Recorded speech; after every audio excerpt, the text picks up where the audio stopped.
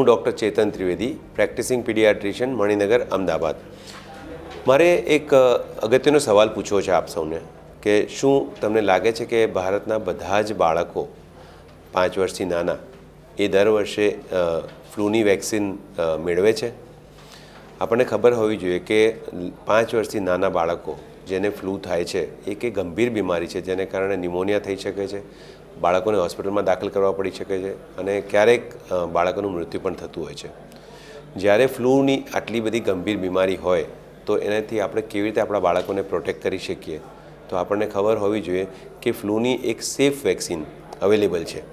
તો વેક્સિનેશન એ બહુ જ સેફ અને ઇફેક્ટિવ મેથડ છે જેનાથી આપણે ફ્લૂથી આપણે અને આપણા બાળકોને બચાવી શકીએ છીએ. તો જો આપણા બાળકો, આપને કદાચ ખબર હોય કે 2 વર્ષ પછીના લગભગ 60% જેટલા બાળકો 5 વર્ષ સુધીમાં જેને દર વર્ષે ફ્લૂની વેક્સિન મળવી જોઈએ એ મળતી નથી, આપણે ચૂકી જઈએ છીએ એ બાળકોને વેક્સિનેટ કરવાનું. તો આ વેક્સિનેશન માટેનું અવેરનેસ ખૂબ જ જરૂરી છે. હું કહીશ કે મેં મારી ફ્લૂની વેક્સિન દર વર્ષે હું લઉં છું અને આ વર્ષે પણ લીધી છે અને મારા બધા જ પેશન્ટોને લગભગ હું આપું છું. તો મારો એક સવાલ ફરીને કરીશ, आपने फ्लू वैक्सीन लगवाया क्या? अगर नहीं लगवाया तो आज ही आपके डॉक्टर को कांटेक्ट करें. Thank you.